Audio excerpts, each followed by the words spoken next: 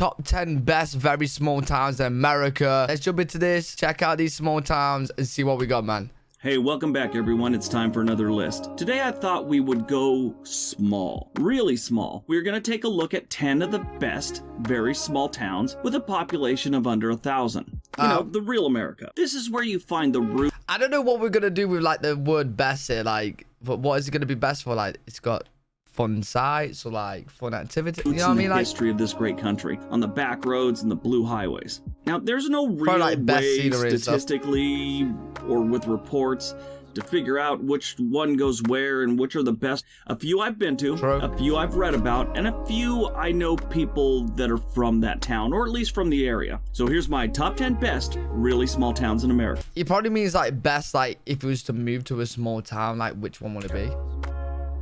Let's see either way. Number 10, Harper's Ferry, West Virginia. Thomas Jefferson visited Harper's Ferry in 1783 and said it to be perhaps one of the most stupendous scenes in nature. Other than the fact the word stupendous has always sounded made up to me, this West Virginia town is surrounded by the Blue Ridge Mountains and is where the Potomac and Shenandoah rivers meet. It has such natural beauty that most of the town is now part of the National Park Service. Oh my God, this place is breathtaking. They only have about 300 residents, all of which have seemed to have avoided the overuse of painkillers. Good job, Harper's Ferry. That is beautiful, to be fair. I feel like small towns... Actually, do you know what I want to know? Is anybody watching this video right now, are you guys a part of like a small town, like population 1,000, around 1,000 or lower? And let me know how it is to like live there and stuff, because I feel like it'll actually be so like if I could get good signal, I wouldn't mind it that much. You know what I mean? Good signal and good food there, I wouldn't mind it. I wouldn't mind it. It'd be nice, beautiful, and peaceful. So Wallace, Idaho. I don't go outside. Wallace is a small town in the Panhandle section of Idaho.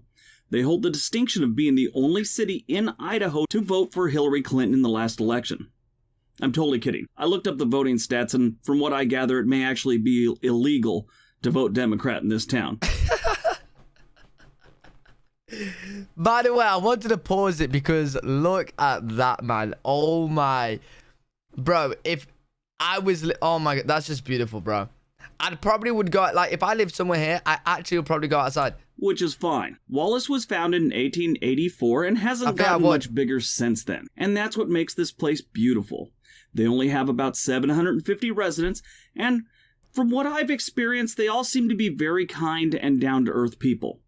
What makes this place even more amazing is the scenery around Wallace. Yeah. It's the type of landscape that makes you want to go sit up on a hillside and just watch the world. That's what I'm saying. If you do go to Wallace, try the City Limits pub. Tell them Big Jim and the Twins sent you. Just kidding. Don't tell them that. That's just something I told the bartender when I was drunk there like 2 years ago. No, I can't. Like, that's beautiful. Number 8, Makanda, Illinois. Makanda is a town in Jackson County, Illinois. This one is actually considered a village, but we're going to call it a town. The community of Makanda began with the building of a boarding house and construction camp for the Illinois Central Railroad back in the day. And we all know what happens when a small town has a train going through it. That's right, a hobo problem. One time they had this hobo making his way through town. The sheriff tried to usher him out of town. Well, it turns out the hobo was a Vietnam vet and didn't take kindly to this, so he beat up a bunch of the sheriffs, stole a motorcycle, went into the woods, and at some point got a hold of a rocket launcher. What? Wait, forget that. That never happened. Bro, I was going to say, bro, what the hell is happening? That was actually, I think, the plot of the first Rambo movie. But anyway, oh my God. They did have big crowds during last summer's eclipse, which that was kind of cool. And this place was like dead center for the eclipse. If you were in Oregon, this was one of the places right along the line. It started in Oregon in the United States and went down through Illinois and a bunch of it was really cool. The town has a population of about 550 people, and they have several weird festivals every year, including one that celebrates turkey vultures. Huh? Turkey vultures. But hey, it's a really nice town.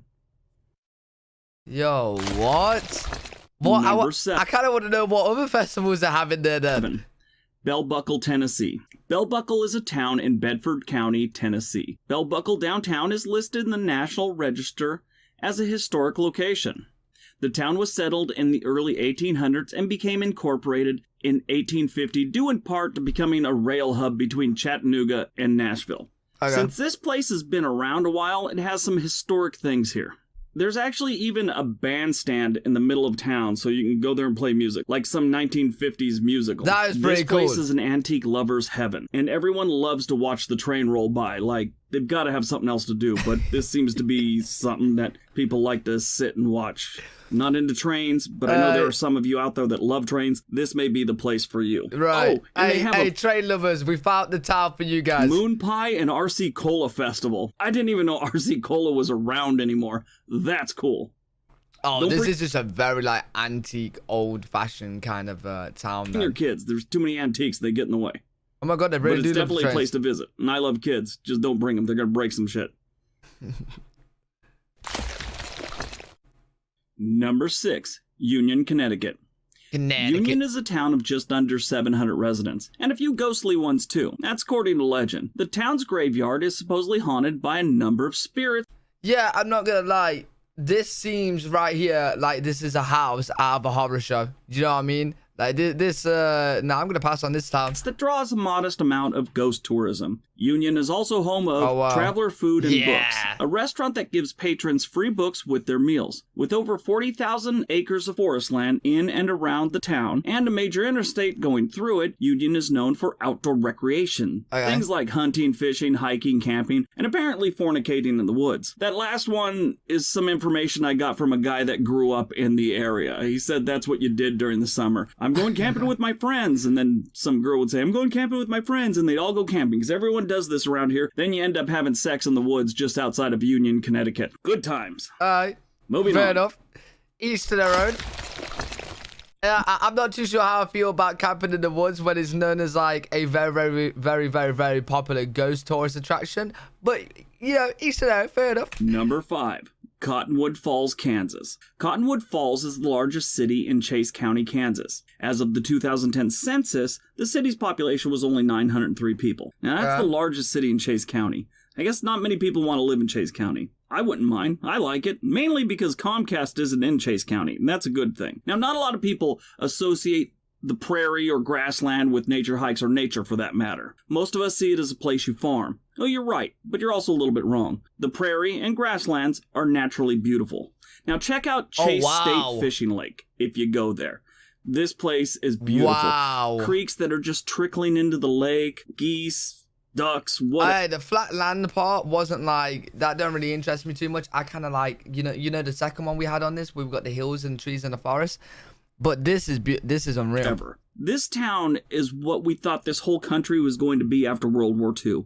This place is straight out of the Andy Griffith Show. This is the Google Street view from the courthouse down Broadway, which is the main commercial street in Cottonwood Falls. Jesus. Now here's the other direction, and that's the courthouse. America. It looks so American. You guys are probably watching this as American. You're like, what the hell? What do you mean it looks so American? Like, when I watch like a movie or a show, and you just get those American, like, just American streets, right? That is exactly what it looks like. Number 4, Augusta, Montana. With under 400 year-round residents, Augusta is almost like stepping back into the Old West. Known as the last original cow town in the West, this is a tiny community full of farmers, ranchers, nature types, friendly people, and a few city slickers that nobody likes. Well, I don't really know if that's true, but it sounds like it should be. This is like an Old West town with cars. If you like a town with that whole Western flavor, try Augusta. In Augusta, you have access to 1 million acres of unspoiled, rugged, high country land. Oh my God. There are 10 lakes ranging from 6 to 25 miles away from town. Now, this was like a scene from an actual cowboy movie. Like a really good one. That scenery right there, I would love to ride a horse there. Wow. Great fishing streams. I did notice in the news of Augusta that they had a lot of hunting and fishing related crimes. And a strange number of men named Clem for some reason. Clem. What do they mean by crimes? Clem. Like illegal hunting? Moving on. Number 3, Phoenicia, New York. Phoenicia is a town in Ulster County, New York with only... Alright, this is surprising. I'm literally pausing it right. I know states are massive in America, right? I get that.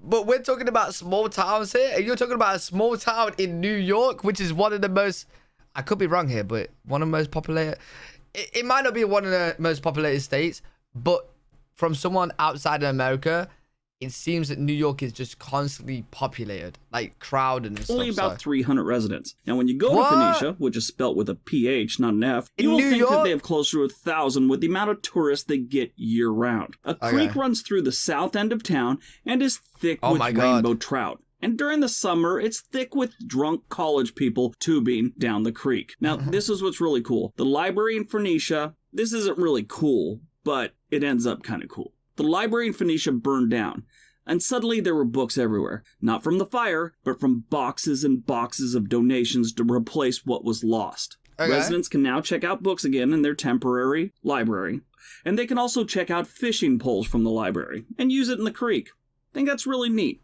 That is like the best in small town America right there. Pretty cool. Number 2, Cedar Key, Florida. Oh, this Cedar is Key is a city pretty. in Levy County, Florida. The population was 702 in the 2010 census. Not a lot of people there. The Cedar Keys are a cluster of islands near the mainland. It's north of Tampa, unlike all the other keys in Florida, which kind of makes it kind of a cool place. This place is really underdeveloped for what it is. Despite its prime location on the Gulf of Mexico, Cedar Key has escaped developers. It doesn't really have enough beach to attract any kind of resort type thing. And I get the feeling that type of thing will never happen. It feels like an old fishing village from some Humphrey Bogart movie back in the 50s. People always say Cedar Key is like Key West was 30 years ago. What I like here is the lack of commercial property in the Keys. It's mostly people just living their life. And it's a far stretch from a tourist location. It's more like a unique place to live. Now, I've been here. I ended up there by mistake. Wait, is this the place? Oh my god, like the inner land part is way better than the actual like beach area. Like the beach area isn't, it's more like a fishing kind of place, it seems. But this is very pretty. Holy. Girl from Bronson, Florida, which is down the road from there. I drove down from Fort Benning to meet her family. Yes, she was that hot. I drove from Fort Benning to the middle of Florida to meet a girl's parents. Wait, how far is that? And when I got down there, I turned right instead of left on the 24 and ended up in Cedar instead of Bronson. I called her. She said that her parents were being dicks and told me, I'm coming to you. And we spent the weekend there, and it was really nice. I think it was nicer for me because we didn't talk much after that and quit returning my phone calls. Maybe I'm not as magical as I thought I was. I don't know. She was a nice girl, though. She was really hot. A really good-looking girl. I think he misses her. And number 1, Leapers Fork, Tennessee. Leapers Fork is a rural town in Williamson County, Tennessee, and it has a population of about 650 people. This place ain't big, but it is big in history. It's along the old Natchez Trace, which is a trail used by Native Americans and settlers that traveled from Tennessee to Natchez, Mississippi, which is right near the border of Louisiana. Well, not right near, but it's close to. Now, Leapers Fork sprung up as one of the trading posts along the trace. It's also the trail that Meriwether Lewis of Lewis and Clark expedition died in 1809. Leapers Fork was also big in the moonshine. I don't really know who she is, so someone in the comment section is going to have to let me know. In history as well. And they still have a distillery located there today. Now, I learned about this place from a high school friend that watches my videos. She's lived just outside of Leapers Fork for about 20 years now. She says she will never leave. She says the people are great. It's wonderful. She loves the place. She also says that That's probably a common theme with like small towns though. Like in a small town, most people gonna know everyone. You know what I mean? It's like a very big family kind of vibe. To keep the fact she's from Los Angeles secret, or some of the older locals, they treat her like she's some sort of sexual deviant drug user.